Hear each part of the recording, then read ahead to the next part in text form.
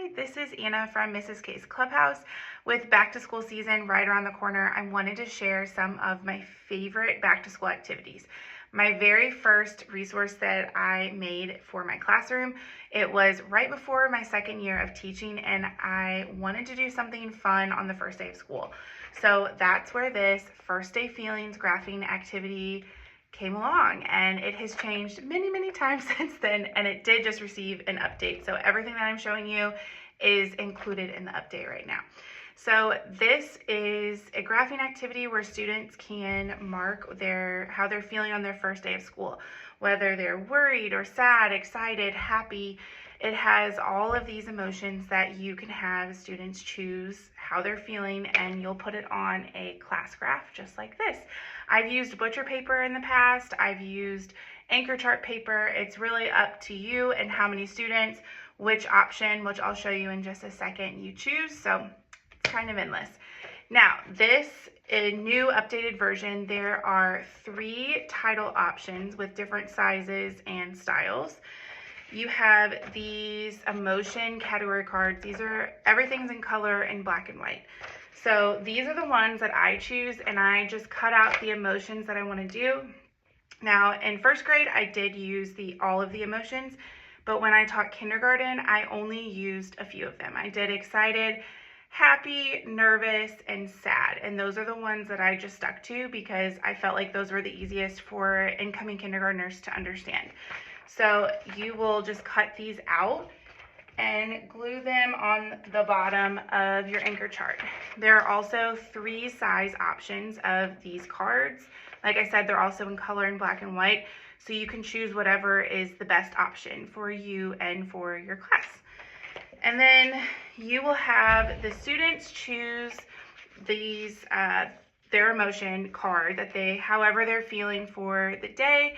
And the updated version has little boys and girls, so you can see here there's different options, but you will just cut them out. The students will write their name on the line here, and then they will color their picture to match however they want to draw themselves.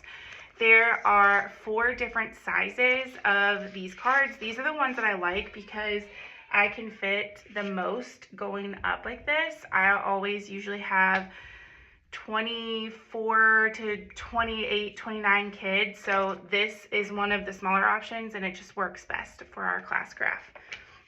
And then when it is time to analyze the graph, you have different options. There are 11 recording page options, and then there are 12 graph options. So each graph comes with a plain graph, or there is a numbered one, so that way if you say we have 4 spaces, so they don't get confused, they can just color to the number 4, and they know they have to color all of those spaces in.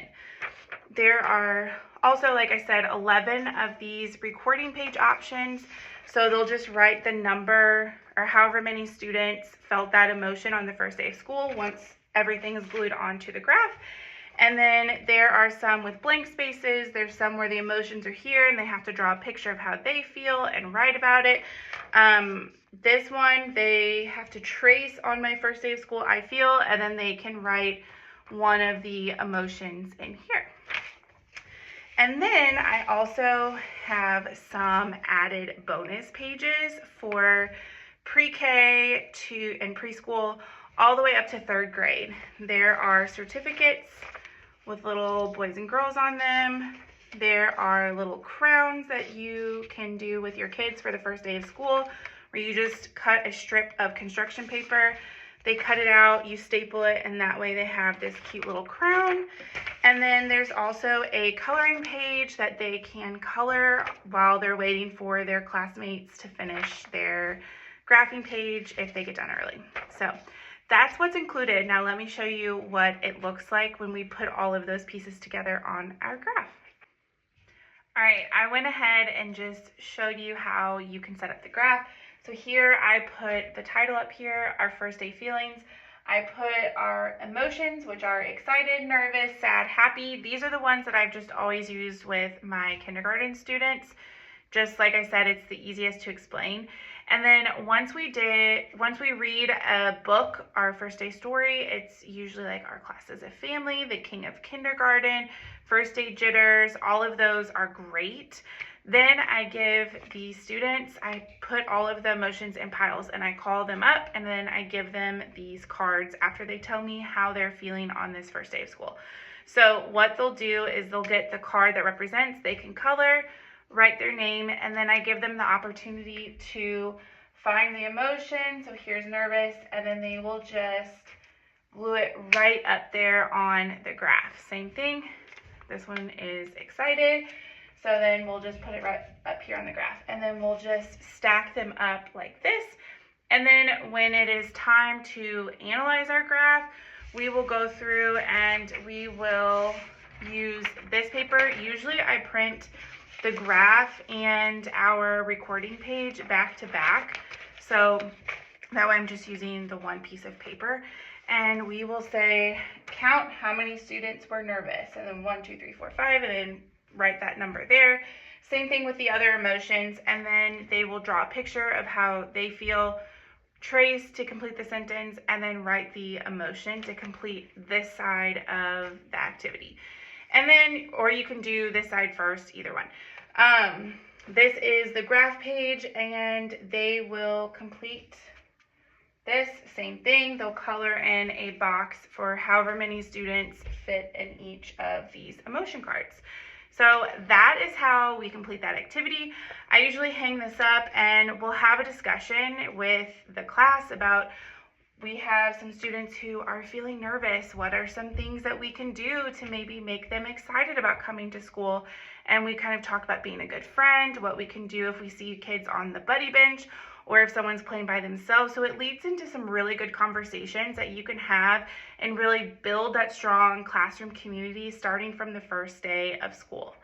Now, this video is the first one. It's part of the series that I'm working on for back to school activities. If you like this video, you may also like the video that I'm going to post next, which is all about setting very clear behavior expectations in your classroom, and there are 3 tips that you need to focus on. So make sure you subscribe and like this video so you can see the next part of the series. Thank you for being here. Bye.